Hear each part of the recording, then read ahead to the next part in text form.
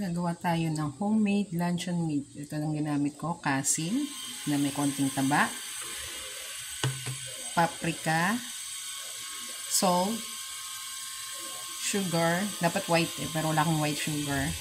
Then seasoning, white pepper. Yan. Yan ang meron. Paprika, brown sugar, seasoning, white pepper, and then salt. Tapos, cornstarch, mga 3 kutsara. Tapos, cold water. Yan. Lahat yan, lalagay lang natin sa food processor. Nilagay ko na yung giniling. Sunod naman natin yung mga seasoning.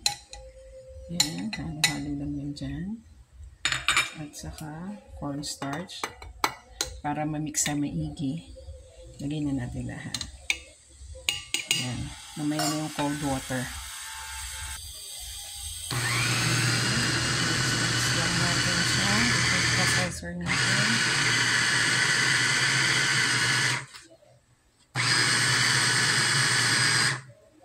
Lagay natin yung cold water. 1/4 lang to or kahit konti lang. Tansya-tansya lang. Yan. Huwag naman sobrang dami. Nilagyan ko na ng tubig. Tapos food processor pa rin natin hanggang maging pinong-pino na siya.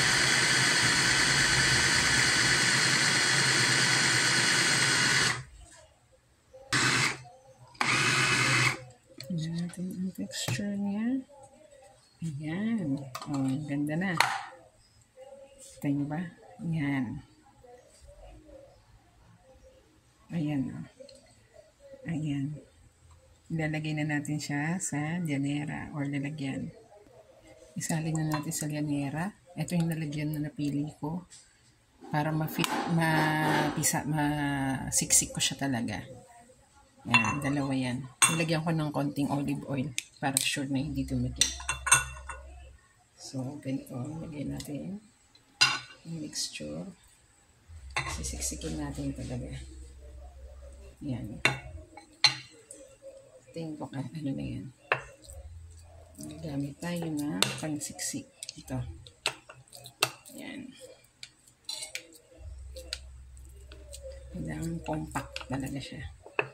Para mabuo tapos maging makinis. Babalutan natin to ng